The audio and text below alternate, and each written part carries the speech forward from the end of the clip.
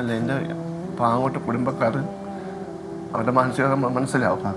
നഷ്ടപ്പെട്ട എൻ്റെ ഉമ്മ, എൻ്റെ സഹോദരൻ, ജ്യേഷ്ഠത്തി, എൻ്റെ മോൻ, അതൊന്നും ഒരിക്കലും അവരെ കൊണ്ട് ഉൾക്കൊള്ളാൻ പറ്റുന്നതല്ല, അവരെ കൊണ്ട് താങ്ങാൻ പറ്റുന്നതുമല്ല. അപ്പോൾ അങ്ങോട്ട് എനിക്ക് കൊണ്ടുപോകാൻ എനിക്ക് സ്ഥലമില്ല, ഒന്നുമില്ല. എനിക്ക് ആകെയുള്ളത് എൻ്റെ ഈ ഭൂമി, ഈ സ്ഥലം മാത്രമേ ഉള്ളൂ. അസ്സലാമു അലൈക്കും വറഹ്മത്തുള്ളാഹി. ഞാനിന്ന് അഫാൻ്റെ ഉപ്പയുടെ ഒരു വീഡിയോ കണ്ടു. എൻ്റെ നെഞ്ഞം നടുങ്ങിപ്പോകുന്ന ഒരു ദൃശ്യമായിരുന്നു അത്. എല്ലാം തകർന്നടിഞ്ഞ് ആ മനുഷ്യൻ മാധ്യമങ്ങളോട് പറയാണ്, എൻ്റെ ഭാര്യ ഷെമി എന്ന് പറയുന്ന ആ ഉമ്മ, അവർ ഹോസ്പിറ്റലിൽ നിന്ന് ഡിസ്ചാർജ് ആയിട്ടുണ്ട്. പക്ഷേ അവരെ എവിടേക്ക് കൊണ്ടുപോകണമെന്നറിയാതെ ആ മനുഷ്യന് വല്ലാതെ വെമ്പല് കൊള്ളുന്ന ഒരു വീഡിയോ ഞാൻ കണ്ടു. കുടുംബ വീട്ടിലേക്ക് പോകാൻ കഴിയുന്നില്ല. അവരുടെ സ്വന്തം വീട്ടിലേക്ക് പോകാനാണെങ്കിൽ അവരുടെ ചെറിയ മകനടക്കം പലരുടെയും ജീവനെടുത്ത് ആ വീട്ടിലേക്ക് പോകാനുള്ള മാനസിക ധൈര്യം അവർക്കില്ല. അവരുടെ കുടുംബക്കാരെ വീട്ടിലേക്കാണെങ്കിൽ ആ കുടുംബക്കാരെ വീട്ടിൽ നിന്ന് പലരും പറഞ്ഞത്രേ ഇങ്ങോട്ട് കൊണ്ടുവരാൻ പറ്റില്ല എന്ന്. ആ മനുഷ്യൻ പറയാണ്, അവരെ ന്യായം സത്യമാണ്. കാരണം എൻ്റെ ഉമ്മ അടക്കം, എൻ്റെ ജ്യേഷ്ഠനടക്കം പലരെയും ക്രൂരമായിട്ട് കൊന്നത് എൻ്റെ മകനാണ്. പിന്നെ എങ്ങനെയാണ് അവർ സമ്മതിക്കുക എന്ന് ആ വീഡിയോ ഒന്ന് കണ്ടു നോക്ക് നിങ്ങൾ. വലിയ ഞെട്ടലുണ്ടാക്കുന്നൊരു സംഭവമാണ്. മാത്രമല്ല വലിയ വിഷമം. ആശുപത്രി കിടക്കയിൽ ശാരീരികമായി അനുഭവിക്കുന്ന വേദനയേക്കാൾ വലിയ വേദനയായിരിക്കാം ഷമി മകനാണ് ഇത് ചെയ്തതെന്ന് അറിഞ്ഞപ്പോൾ, ഇത് പറഞ്ഞപ്പോൾ ഇത് അനുഭവിക്കുന്നതെന്നുള്ള കാര്യത്തിലും നമുക്ക് തർക്കമില്ല. ഇപ്പം അതിനുശേഷം ഇപ്പം ഈ ആരോഗ്യാവസ്ഥയൊക്കെ ബെറ്റർ ആയിട്ടുണ്ട്. അതിനുശേഷം ഇപ്പം ഞാൻ മനസ്സിലാക്കുന്നൊരു വലിയ പ്രതിസന്ധിയിലാണ്.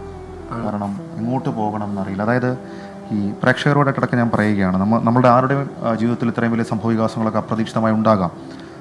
ഈ അബ്ദുൾ റഹീം ഇപ്പോൾ അനുഭവിക്കുന്നൊരു പ്രശ്നം, ഈ ഷെമി ഇന്ന് ഡിസ്ചാർജ് ആവുകയാണ് ഗോകുലം ആശുപത്രിയിൽ നിന്ന്. എങ്ങോട്ടേക്ക് പോകണം? പെരുമലയിലെ ആ വീട്ടിലേക്ക് പോകാൻ മാനസികമായിട്ട് ഒരിക്കലും കഴിയില്ല. പിന്നെ എങ്ങോട്ടേക്ക് പോകണം? ബന്ധുക്കൾ ഒരു തരത്തിലും സഹായിക്കുന്നില്ല എന്നാണ് ഞാൻ മനസ്സിലാക്കുന്നത്. ബന്ധുക്കൾ സഹായിക്കുന്നില്ല. എൻ്റെ പാങ്ങോട്ട് കുടുംബക്കാർ അവരുടെ മാനസിക മനസ്സിലാവും. നഷ്ടപ്പെട്ട എൻ്റെ ഉമ്മ, എൻ്റെ സഹോദരൻ, ജ്യേഷ്ഠത്തി, എൻ്റെ മോൻ, അതൊന്നും ഒരിക്കലും അവരെ കൊണ്ട് ഉൾക്കൊള്ളാൻ പറ്റുന്നതല്ല, അവരെ കൊണ്ട് താങ്ങാൻ പറ്റുന്നതുമല്ല. അപ്പോൾ അങ്ങോട്ട് എനിക്ക് കൊണ്ടുപോകാൻ എനിക്ക് സ്ഥലമില്ല, ഒന്നുമില്ല. എനിക്ക് ആകെയുള്ളത് എൻ്റെ ഈ ഭൂമി, ഈ സ്ഥലം മാത്രമേ ഉള്ളൂ. അങ്ങോട്ടിപ്പോൾ ഈ കണ്ടീഷനിൽ കൊണ്ടുപോകാനും പറ്റത്തില്ല. ഈ അവരോട് സംസാരിച്ചിരുന്നു, അവിടെ നാട്ടിലേക്ക് മടങ്ങിയെത്തിയതിന് ശേഷം ഈ സംഭവങ്ങൾക്ക് ശേഷം റഹീം സംസാരിച്ചിരുന്നു അവരോട്? റഹീമൊക്കെ സംസാരിച്ചിരുന്നു നമ്മുടെ പാങ്ങോട്ടെ ബന്ധുക്കളോടൊക്കെ സംസാരിച്ചു? അല്ല, അവർ സംസാരിച്ചിരുന്നു. അപ്പോൾ അവർ സ്വാഭാവികമായിട്ട് പറ്റത്തില്ല എന്ന് തന്നെ പറഞ്ഞു. ഉൾക്കൊള്ളാൻ പറ്റില്ല. അല്ല, അത് മാനുഷികമാണ്. കാരണം അവരുടെ ബന്ധുക്കളാണ്. റഹീമിൻ്റെ ഉമ്മയെപ്പോലെ മറ്റു മക്കളുണ്ട്, അവരുടെയൊക്കെ ബാധിക്കുന്ന കാര്യമാണ്. റഹീമിൻ്റെ വീട്ടിലെന്താ, റഹീമിക്കാരുടെ വീട്ടിലെന്താ പറയണേ? അത് എൻ്റെ വീട് ഇതാണ്. ഇപ്പം എനിക്കുള്ള ഷെമിയുടെ വീട്, ഷെമി അവർക്കും അതിനുള്ള സൗകര്യങ്ങളൊന്നും ഉള്ളവരല്ല. അവർക്ക് പാവങ്ങളാണ്, സൗകര്യങ്ങളൊന്നും ഉള്ളവരല്ല. ഷെമീറിനൊരു വീടുണ്ട്, പക്ഷെ അവൻ വീട് പഠിച്ചിട്ട് പണിതുകൊണ്ടിരിക്കുകയാണ്. അങ്ങോട്ട് കൊണ്ടുള്ള സൗകര്യം അവനും ഇല്ല. ഈ നിലവിലിപ്പോൾ നമ്മൾ ഈ ചികിത്സയിൽ കഴിയുന്ന ഷെമിയുടെ ഒരു ആരോഗ്യാവസ്ഥ വെച്ചിട്ട് വിദഗ്ധ ചികിത്സ എന്നുള്ളതാണ് കഴിഞ്ഞത്. അപ്പോൾ ഇനി എവിടെയാണോ താമസിക്കാൻ പോകേണ്ടത് അവിടെ കാര്യമായി നോക്കാൻ ഒരാൾ വേണം എന്നാണ് ഞാൻ മനസ്സിലാക്കുന്നത്. ഒരാൾ 2-3 പേരെങ്കിലും വേണം. കാരണം ഈ ഇയർ ബാലൻസ് ഒക്കെ പോയതാണ് ഡോക്ടർമാർ പറഞ്ഞത്. അപ്പോൾ അതൊക്കെ ശരിയായി പറഞ്ഞാൽ ഈ സമയങ്ങളെടുക്കുമെന്നും പറയുന്നുണ്ട്. അപ്പോൾ നമുക്ക് അത്യാവശ്യ കാര്യങ്ങൾക്ക് ബാത്റൂമിന് മറ്റു കാര്യങ്ങൾക്ക് പോകുന്നുണ്ടെങ്കിൽ 2-3 പേര് വേണമെന്നാണ് പറയുന്നത്. ഒരു നല്ല സൗകര്യമുള്ള സ്ഥലത്തേക്ക് നമുക്ക് മാറ്റാൻ കഴിയുള്ളൂ. ഈ മെൻ്റൽ ഹെൽത്തിനെ കുറിച്ചിട്ട് എന്താ പറഞ്ഞത്? കാരണം അതൊരു വലിയ പ്രശ്നമാണ്. ഇത്രയും വലിയൊരു ഷോക്കാണ് ക്ഷമിക്കുന്നത്. അതിനെക്കുറിച്ച് ഡോക്ടർമാർ പറഞ്ഞു. ക്രമേണ ഗുളിക കഴിച്ച് മെഡിസിൻ ചെയ്ത് മാറ്റാമെന്നാണ് പറഞ്ഞത്. ഏകദേശം ഒരു 9-10 മാസത്തോളം ഗുളിക മരുന്നെല്ലാം കഴിച്ചാൽ മാത്രമേ മാറി വരുള്ളൂ എന്ന് പറയുന്നുണ്ട്.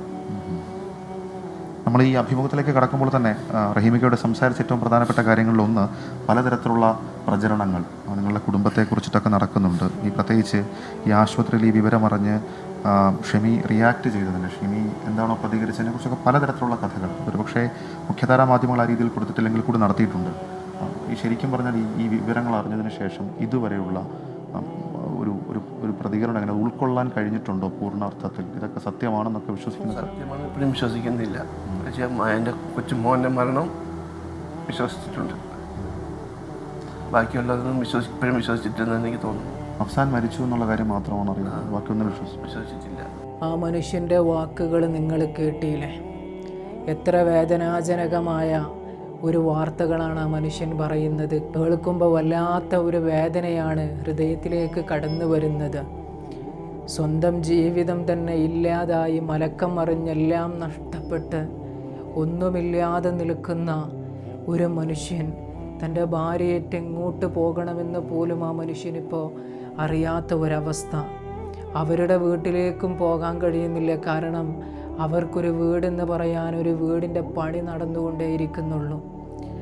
ആ മനുഷ്യൻ്റെയും ഭാര്യയുടെയും 2 മക്കളുടെയും ഒരു ചിത്രം കാണാൻ കഴിഞ്ഞു കുറച്ച് മുമ്പ്. ഒരു പാറപ്പുറത്ത് കുടുംബസമേതം അവരെല്ലാവരും ഇരിക്കുന്ന ഒരു പിക്ചർ. വളരെ സന്തോഷത്തോടു കൂടെയാണ് ആ ഒരു പിക്ചറിൽ അവരെല്ലാവരും ഉള്ളത്.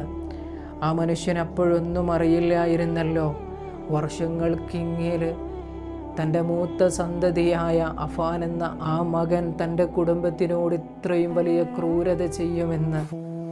വല്ലാത്ത വേദനയാണ് ആ ഒരു ഫോട്ടോ ഇപ്പോൾ കാണുമ്പോൾ മനസ്സിലേക്ക് കടന്നു വരുന്നത്. എനിക്കിവിടെ പറയാനുള്ളത്, ഭർത്താക്കന്മാർ ഗൾഫിലുള്ള ഉമ്മമാരോടും അതുപോലെ ഭാര്യമാരോടുമാണ്. നിങ്ങളൊരിക്കലും തന്നെ നിങ്ങളുടെ ഭർത്താക്കന്മാർ നിങ്ങൾക്ക് അയച്ചു തരുന്ന ആ ഒരു പണമുണ്ടല്ലോ, അത് നിങ്ങൾ ദൂർത്തടിക്കാൻ പാടില്ല. അത് ദൂർത്തടിച്ച് പണം അങ്ങേയറ്റം എന്തിനും ഏതിനുമെന്നറിയാതെ പണം ചെലവാക്കിയ ഒരു കുടുംബത്തിൻ്റെ അവസ്ഥയാണ് നമ്മളിപ്പോൾ കണ്ടുകൊണ്ടിരിക്കുന്നത്. ചോര നീരാക്കിയിട്ടാണ് നിങ്ങൾക്ക് നിങ്ങളുടെ ഭർത്താക്കന്മാർ ഗൾഫിൽ നിന്ന് പണം അയച്ചു തരുന്നത്. അതൊരിക്കലും തന്നെ നിങ്ങളിങ്ങനെയുള്ള രൂപത്തിൽ ദുർവിനിയോഗം ചെയ്താൽ അള്ളാഹു അതെന്തായാലും ചോദ്യം ചെയ്യും. അള്ളാഹു നിങ്ങളുടെ ഭർത്താവിൻ്റെ അഭാവത്തിൽ ഭർത്താവിൻ്റെ വീടും ഭർത്താവിൻ്റെ സ്വത്തും മക്കളെയുമൊക്കെ സംരക്ഷിക്കേണ്ടത് ഭാര്യയുടെ കടമയാണ്. ആ ഒരു കടമ നിങ്ങൾ നല്ല രൂപത്തിൽ നിറവേറ്റിയിട്ടില്ലെങ്കിൽ അല്ലാഹു സുബ്ഹാനഹു വ തആലയുടെ മുമ്പിൽ നമ്മൾ ചോദ്യം ചെയ്യപ്പെടുക തന്നെ ചെയ്യും. എത്രയോ വേദനിപ്പിക്കുന്ന ഒരു വാർത്തയാണ് അഫാൻ്റെ ഈ ഒരു വാർത്ത. നമുക്കെല്ലാവർക്കും ഉൾക്കൊള്ളാൻ ഇന്നും കഴിയുന്നില്ല. ഇന്നും ഒരു സഹോദരൻ എന്നോട് പറഞ്ഞത്, അഫാൻ്റെ ആ ഒരു വാർത്ത കേട്ടിട്ട് നടുക്കം ഇപ്പോഴും മാറിയിട്ടില്ല എന്നാണ്. ജീവിതത്തിൽ എത്ര വലിയ പ്രയാസവും ദുരിതവും വന്നു കഴിഞ്ഞാൽ ഇതുപോലെയുള്ള ഒരു തീരുമാനം എന്നെ കേൾക്കുന്ന നിങ്ങളൊരാളും തന്നെ എടുക്കരുത്. നമുക്ക് എത്ര വലിയ നഷ്ടം വന്നാലും എത്ര വലിയ കടം വന്നാലും അതൊക്കെ നൽകിയത് അല്ലാഹുവാണ്. ആ റബ്ബിൽ നമ്മൾ ഭരമേൽപ്പിക്കണം. ഇന്നല്ലാഹ അലാ കുല്ലി ഷൈഇൻ ഖദീർ എന്ന അല്ലാഹു പരിശുദ്ധ ഖുർആനിലൂടെ പറഞ്ഞത് വെറുതെയല്ല. എല്ലാത്തിനും കഴിവുള്ളവൻ അല്ലാഹുവാണ്. ആ റബ്ബ് നമ്മുടെ കാര്യങ്ങളൊക്കെ മാറ്റിത്തരും. ഒക്കെ അല്ലാഹുവിൻ്റെ പരീക്ഷണങ്ങളാണ്.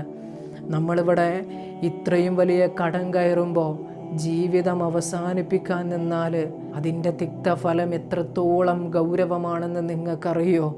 കടം കയറിയിട്ട് ജീവൻ അവസാനിപ്പിക്കാൻ കാണിക്കുന്ന ധൈര്യം മാത്രം മതി ജീവിതം മുന്നോട്ട് നയിക്കാൻ. ഒരു മനുഷ്യനെങ്ങാനും തൂങ്ങി മരിച്ചു കഴിഞ്ഞാൽ, ആത്മഹത്യ ചെയ്തു കഴിഞ്ഞാൽ ആ മനുഷ്യൻ അല്ലാഹു കൊടുക്കുന്ന ശിക്ഷ എങ്ങനെയാണെന്നറിയോ? എങ്ങനെയാണോ അവൻ തൂങ്ങി മരിച്ചത് അതുപോലെ അവനെ ഖബറിൻ്റെ ഉള്ളിൽ അല്ലാഹു ശിക്ഷിച്ചു കൊണ്ടേയിരിക്കും. നിങ്ങൾ ആലോചിച്ച് നോക്ക്, ഈ ദുനിയാവിൻ്റെ പുറത്ത് നമ്മൾ ജീവിക്കുന്നത് വെറും 60, 70, 80, 100 കൊല്ലം കൂട്ടിക്കോ. പക്ഷേ ഈ 2025 ഒരാൾ തൂങ്ങി മരിച്ചാൽ ആ മനുഷ്യൻ 2025 വരെയാണോ ആ മനുഷ്യൻ ഖബറിൻ്റെ ഉള്ളിൽ കിടക്കുക? ഈ വർഷമെന്ന് പറയുന്നത് 2025 ആണെങ്കിൽ ആദം നബി മുതൽ ഇങ്ങോട്ടുള്ള ജനത ഇന്നും ഖബറിൻ്റെ ഉള്ളിലാണ്. ആ ഖബറിൻ്റെ ഉള്ളിൽ അവർ കഴിയുമ്പോൾ നിങ്ങൾ ആലോചിക്കണം, അന്നൊരു മനുഷ്യൻ തൂങ്ങി മരിച്ചാൽ ഈ ദിവസം വരെ ആ മനുഷ്യൻ ആ ഒരു ഖബറിൻ്റെ ഉള്ളിൽ ആ ഒരു ശിക്ഷ അനുഭവിക്കുകയാണ്. അതേ രൂപത്തിലുള്ള അത് ഖിയാമത്ത് നാൾ വരെ തുടരുകയാണ്. നിങ്ങൾ ആലോചിക്കണം, ഒരു നിമിഷം നമ്മളെടുക്കുന്ന തെറ്റായ ഒരു ഡിസിഷൻ എത്ര വലിയ വേദനയാണ് നമുക്ക് സമ്മാനിക്കുന്നത് എന്ന്. അള്ളാഹു മനസ്സിലാക്കാനുള്ള തൗഫീഖ് അള്ളാഹു നൽകുമാറാകട്ടെ. എന്ത് പ്രയാസം വന്നാലും എന്ത് വേദന വന്നാലും അള്ളാഹുവിൽ ഭരമേൽപ്പിക്കുക. എൻ്റെ കൂടെ എൻ്റെ റബ്ബുണ്ട്, ഇന്നല്ലാഹ മഅന, അല്ലാഹ് കൂടെയുണ്ട് എന്നുള്ള ഒരു വിശ്വാസം നമുക്ക് വേണം.